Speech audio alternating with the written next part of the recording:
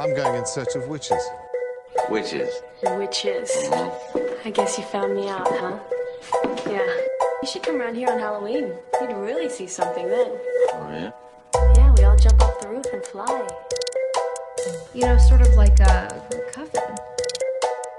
You have placed Fester under some strange sexual spell.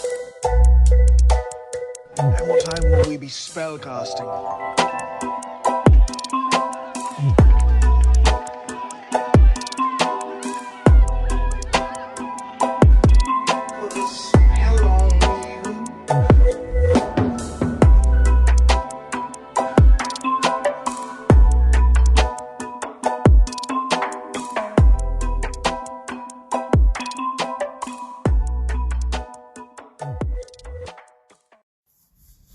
Hello, witches, and welcome to Moonstone Witchery, the podcast where we talk about witchcraft and spirituality in the modern era. My name is Rian Lockhart. I am the head witch over here at Moonstone Witchery, and I am so glad that you have decided to join me here today. Thank you for being here. I took a little hiatus last week, but I'm back. Mercury is currently in retrograde for me now when I'm recording this. Hopefully, whenever you're listening to it, you've made it through and all is well. But things have been a little crazy for me during Merc Retro. I'm feeling kind of nostalgic right now. I know I had discussed a certain topic I was going to talk about on the next podcast, but I'm going to sort of chat about the essence of witchcraft and the vibe. I want to talk about the vibe of witchcraft. I want to talk about, what is that energy? What is it that makes someone really a witch? What is it that separates us from, I don't know, maybe somebody else who is just practicing a religion or something like that? I guess I'm feeling kind of like witchcraft is more than a practice, although it's also a practice, but witchcraft is more than that. It's like this essence. It's like this flow that you can step into. And once you get stepped into it, I don't really know what that means, but once you get into the flow of it, it sweeps you up and it takes you somewhere, and it's beautiful. And just like when you're in some kind of river, or when you're in that journey like that, it's all encompassing. It surrounds you. It immerses you. It blankets you. You are just really, I don't know. It's like every aspect of your life becomes it. And I guess for me, that's one of the things that appeals to me the most about witch work and witchcraft. And people kind of talk to me about, well, what is it that makes me a witch? And it's all of these things that I can't specifically pinpoint, but I can unspecifically pinpoint. It's all of this stuff that I think we can all relate to. So I thought I would chat about this for a little bit. It's very nebulous and confusing, but that's kind of my thing, I think. So the thing I'm kind of talking about is, do you remember when you're little and you can sit on the floor and play with your toys, and you're not playing with toys. You're in this whole alternative world that you've created for yourself. And it's so real and expansive and vibrant and pulsating with life. See, to me, that energy is like the essence of what I think people are really wanting to get back to, when you can feel so immersed in something and it becomes so real. And we are granted that ability in this lifetime as humans. I don't even know why we're so lucky to be granted that ability, but we are, where we can shape realities and create our own world and step fully into it. And when we choose the path of witchcraft, we're choosing one of those realities. And the reality we're choosing is the one in which everything we hope might be real actually is. What is the difference between hoping something is real and having it actually be real? I think the answer to that question is supposed to be faith or trust or belief. For me, it's just do it. It is. Whatever we decide or determine to be so is so because we've decided or determined it. And we can use this power. Each human is granted this inalienable right to choose their world, but not every human is understanding the enormity of that gift. And not everyone is using it to their own benefit or their own empowerment. I am a certified life coach, and in my private practice with my clients, I always tell them, and I'm going to share this with you, please always choose a world that empowers you rather than disempowers you. We can interpret anything that happens to us as either empowering or as disempowering. And I would love to say, why should we ever interpret a sequence of events or a series of events as disempowering when we have the option to reclaim our power? For those of you who have been listening to my podcast for a while, you'll know that empowerment is for me, the crux of what witchcraft and witch work is all about. It's all about harnessing and manifesting and stepping into your own power. It's saying the power of the universe doesn't belong to anybody but me. And that's a real thing. I mean, it belongs to everybody and me, or it doesn't belong to someone other than me. You know what I mean? We all have the same access to it. There's no hierarchy of who can and can't access the universe. What stops us from being able to access and control our worlds is simply ourselves. And that is both the gift and the hindrance, because our own selves can stop us from, knowing and seeing and valuing ourselves. But our own selves can be the ones who enable us to do that as well, right? So that's why I also say self-work and witchcraft are so intrinsically linked. When we are able to choose our own empowerment every time, we have done so much self-work to allow it, and we become rewarded by the universe by being gifted with this immense beauty called witchcraft or magic or manifestation or whatever you would like to call it. But that is a real thing that happens as a result of doing our self-work and choosing ourselves every single time. And I just feel as if when we have a wish, something like, I wish I could communicate with my guides, or I wish that I could receive signs from loved ones who have passed away, or I wish I could control the outcome of this situation that is causing me stress. When we have wishes like that, they're steeped in this chord within us. They emanate or resonate from a chord within us that is whispering quietly to us, and it is telling us we can do those things. We do have those gifts. It's just breathing so sweetly to us that we almost can miss it.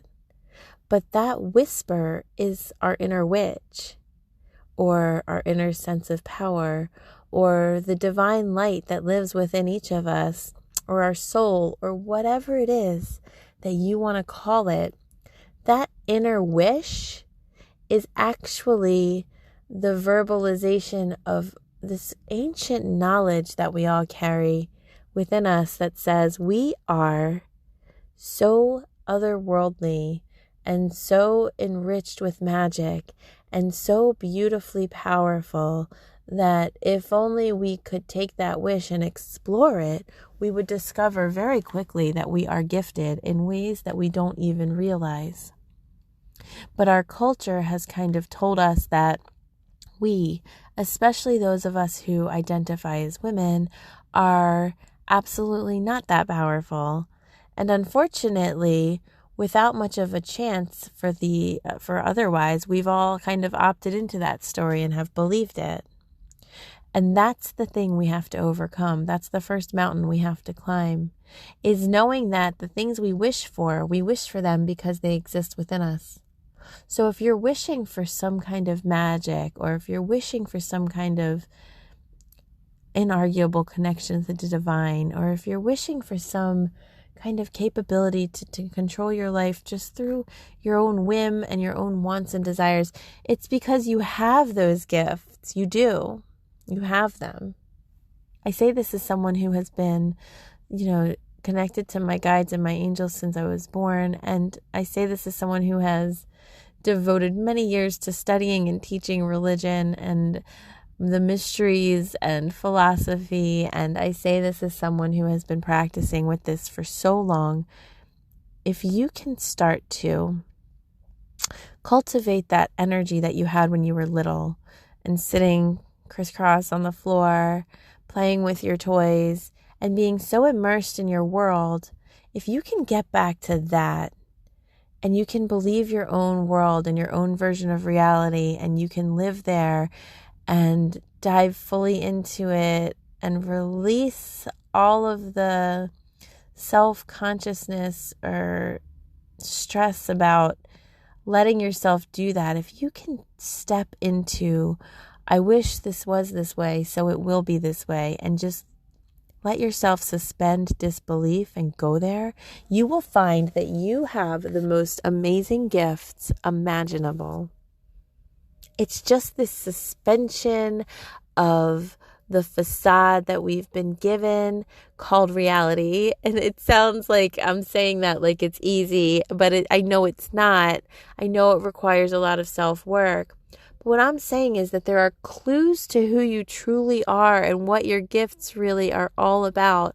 And these clues are dotted like little Easter eggs throughout your whole persona, your personality, your truest self.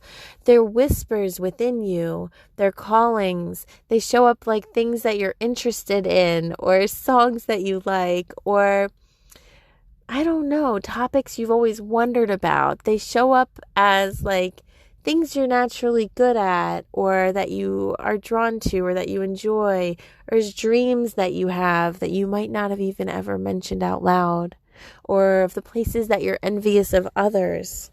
This is how your calling shows up to you, in little whispers like that. And we can draw it out more and more by doing two simple things. One, by hearing ourselves and acknowledging that we hear ourselves and believing what we're hearing. So if we wish that the world was more magical and we felt more connected to the divinity every single day, we can say, okay, I'm hearing that I'm needing this connection, that I'm longing for it, and that it's important to me. So I'm going to trust that, and I'm going to start to do it, which leads us to step 2. And step 2 is simply acting upon the thing we've heard within ourselves. I often say, I've had clients come to me for like love or relationship work, and they'll say, I wish my partner was more romantic. I need more romance in my relationship. And my question to them is, how much romance are you bringing to the relationship? Because sometimes we look for the world to just show up, and we forget that we are the world. So we have to show up. We forget that we are putting out there exactly what we need to receive. And this does not apply to acts of violence or abuse. No one is ever responsible for acts of violence or abuse except for the abuser or the perpetrator. You don't cultivate that. You don't call forth egregious attacks on yourself. This applies more to when we are shaping a reality that is beautiful and a life that we want to have. The only essence we can control is, how do we show up to it? How do we show up to that life? How do we show up to that reality? So if we want more romance, are we being romantic? Are we open to romance? Are we willing to redefine what romance means? So how does that apply to magic in step 2? It applies to this connection to the divinity and having it more often, and step 2, which is taking action. Because if we want to connect to the divine more, or if we want to feel more connected to the divine, we must connect. We must look at all things, or many things, or as many things as we can, as an opportunity to connect. And there may be, just maybe, there's many ways of connecting to divinity. Maybe it doesn't have to look like some version of somebody else's connection that we think it has to look like. Maybe it doesn't have to be a certain way. Maybe just because your friend has prophetic dreams, it doesn't mean that you have to have prophetic dreams. And maybe just because some psychic or even me can see and talk to her guides whenever she wants, that doesn't mean it has to look like that for you. One thing I've really learned that is so hard to teach about witchcraft is that it is a life. It is immersive. It is all the things you do. For me, it looks like when I'm driving and I go over a pothole, I reach forward and I tap my dashboard and I tell my car, thanks, baby. And I let her know like she's doing a good job. It looks like when the ATM is taking a long time to work, I say to my guides or my angels, I say, could you help out with this, please? I'm in a hurry. And I swirl my fingers and I throw that energy at the ATM and it starts to work. It looks like every time I make coffee for my partner and I'm stirring the sugar and the cream in her cup, I'm blessing it with love and I'm telling it, I allow her to feel the love that she needs to feel today. It looks like dropping into a meditation every night as I fall asleep and calling in my guides of the highest light and love and allowing them to show up in whatever form they might show up, however they look, and talking to them. It looks like standing outside and listening to the wind and asking it what it's telling me and allowing the answer to maybe not be words in my mind, but instead sensations in my body or something I smell or the way I feel or the jingle of some wind chimes. This is witchcraft.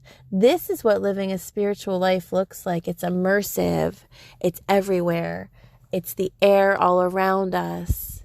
It's everything we do. It shows up in so many tiny ways because when you start to create that world for yourself like you did in childhood, it becomes real because it is real.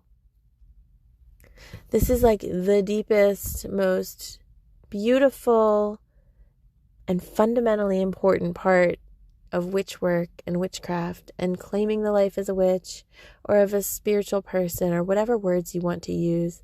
To me, this is the most important and the hardest to express component. But once you get it down, your whole world begins to change because you are embodying who you really are. You're walking it, you're living it, you're breathing it, you are it. Everybody can, and maybe should, show up to a rite of passage, a witchcraft ritual, anything like that, and do the spell and follow the steps, and it will execute, and it will work, and it will be beautiful. But then if they return to their other life and they're living two different versions of themselves, they'll find that they feel a disconnect. They'll find that they feel their emotions or their moods go up and down like a roller coaster because somewhere there is this disjointedness. Somewhere there is this idea that who they truly are isn't matching necessarily how they're showing up. And so I want to empower you to know that witchcraft can look like taking a walk and picking up cool things that you find. And, I leaned over and I picked up this really cool stick the other day and this huge piece of bark. And before I took them with me, I said to them in my mind, I'd like to bring you home with me and keep you on my altar. Is that okay with you? And then I received what I felt was a yes, and I kept going. Witchcraft is taking photos of all the majestic birds that you see. You don't always have to be practicing in ritual. You simply must be willing to connect in whatever way you connect, in whatever capacity makes you feel like you're connected. And when you have a challenge get thrust your way, you can say, what is the empowering choice here for me? What is the thing that allows me to stand in my power, my strength, my magic? What would the goddess do? Or if you are so inclined, you can see the goddess in one of her many forms, Hecate or Artemis or any of them. There's so many choices. The goddess manifests in so many ways. For me, when I'm trying to stand in my empowerment, I like to access the Morrigan. She speaks to me very clearly. There's Isis. There's so many forms of the goddess that you can draw upon when you're looking for specific energy or specific support for yourself. And so I want you to, in all circumstances, not just to be spell casting or spell creating in your mind as the only way you access your witchcraft or your spirituality, but to say to yourself, what do I wish life was like? I mean, I know when I was younger, I had this deep depression and I revoked my gifts and I cast them off and I just went into myself in this really twisted up tangle of thorns, and it was awful, but it was what I needed because I just couldn't anymore. I didn't know how to choose my empowerment, and I felt like the world was pummeling me like waves, just slamming into me over and over on the shore, and I just retreated. And when I reclaimed myself, a year later at least, and when I stood back up, I found that I had to choose. I had to choose. And I had to say to myself, what do I want my life to feel like every day? And I wanted to feel connected to the divinity again. And I wanted to feel like magic was everywhere. And I wanted to see all the ways that life was working in my favor rather than working against me. And there's an example of choosing an empowering perspective over a disempowering one. And I am not diminishing our mental health struggles. And I'm not diminishing the way that life attacks and assaults us out of nowhere, because that happens and it's real. Things will happen to us that will strip us of our power, or that will come for us, and we will feel assaulted. And we will be assaulted. And those are real experiences. You will never hear me diminish that. But what we always have the ability to do is to reclaim and to take back ourselves and our own essence from whatever comes our way. And that's the empowerment I'm talking about. And so I struggled out of this dark place, and I said, I want my life to feel like love and magic and beautiful and glittery and all this great stuff again. And I started to seek it out. And when I couldn't find it, I started to just create it for myself. And I would just be like, what would make me feel better? And I would do a spell because practicing witchcraft makes me feel alive. Or I would take a walk and I would say to my guides, please show me something beautiful. There was this one time I was at the beach. And it was the middle of summer, very, very busy. And I had been going through it. And I said, if I am still loved by the universe, if you still love me and I still have a purpose for being here and you still want me to continue, I want to find a conch shell. Those beautiful ones that are spirals with the nice little curve around, the kind you hold up to your ear to hear the ocean. I said, please send me a conch shell. Those are hard to find on a good day. You have to get up early in the morning and go out to the beach before all the tourists are there. And you're lucky if you find one, and you're lucky if it's whole. And I was sitting there on a crowded afternoon in the middle of the summer, crying to the ocean, because I felt so bad. And I was asking for this one sign, and I thought it was probably too big, but the way I felt inside wanted me to choose something that felt too hard because I didn't feel like I deserved it. And within an hour, I had found 9 conch shells. 9. And that's how I knew that something more magnificent than I could ever imagine was going on all around me at all times. And if that was true, I wanted in. I wanted part of it. I wanted access to it. And the thing I found out was that it wanted me too, and it wants you too. We can simply access this beautiful, magical, majestic energy that's all around us at all times by just declaring that we want to be a part of it, and by looking for it, and by taking small steps to just get into it.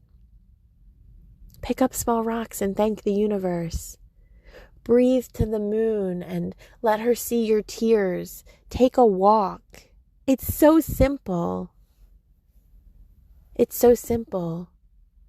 And it's very complicated because we have to struggle with our own inner demons, our own inner work, our own voice telling us, and it's not our voice actually, the voice we've come to call our own voice that was gifted to us by our upbringing, telling us that we're not good enough and we can't. That's the thing we have to overcome. As easy and as hard as that is, and it's like a lifetime of work, but it's so worth it. It's so worth it to at least start to try to do it, because every day that we make an effort, we make some progress. And so the essence of living a life that's so beautiful and magical and a witchcraft kind of life is simply by choosing to live that life and showing up and doing it. Creating little blessings for yourself. Finding the opportunities to access magic. Talking to your guides or your angels or the goddess or the god or whatever words work for you. Communicating with them and receiving the signs that they send back to you. This is the essence of having that kind of life that's just enriched and magical and synchronistic and beautiful. And I just felt like it's kind of the missing piece that sort of doesn't get really addressed on like witchy YouTube channels or any other Instagram account that I've seen. It's the missing piece. It's that thing that's like, but how do I live it? And I'm trying to tell you, this is how you live it. You decide that you have the right to it. You decide that it's possible. And you do whatever your heart and soul decides to do within that framework and that context. I just wanted to share those thoughts with you guys. I hope that this is supportive. I'm back on my schedule. I love that you listen. I love that you send me messages, and I'm grateful for every time you subscribe or share my podcast with anybody. Thank you. I find that it's just so beautiful to feel like we're all connected in this way. So you can find me on Instagram at moonstone_witchery. Please check out my website, moonstonewitchery.com. And I have an Etsy store coming soon as well. So that's all fun stuff. Hit me up on Instagram if you decide to subscribe to the podcast. I'll give you a follow back. And I'm really grateful again for you for listening. I hope you have a great week. Hey everyone, I just wanted to take a second to tell you all about this cool thing that we're offering over on my website, moonstonewitchery.com. We are offering a new subscription service. It is called Crystal of the Month, and its name is pretty straightforward, pretty much exactly what you could expect. With Crystal of the Month, I've tried to keep it incredibly affordable. It's only $15 a month. That includes shipping, and you will get a new crystal delivered right to your door every single month so that you can build your collection. These crystals are the perfect size for your altar, or to be carried in your pocket or your bra or in your car or under your pillow. They're really a manageable size, but I have hand chosen each one. And I actually speak to my guides and channel in which crystals should be used each month for the Crystal of the Month. So if you're not already subscribed, it's real easy. Go over to moonstonewitchery.com. You can find the link under subscriptions, and you can just set it up through PayPal. It'll monthly subscribe you, and that's that. And then then every single month it's like, surprise, you get a little delivery from the Crystal Fairy. So I hope to see you guys over there at moonstonewitchery.com, subscribing for Crystal of the Month, and thank you for listening.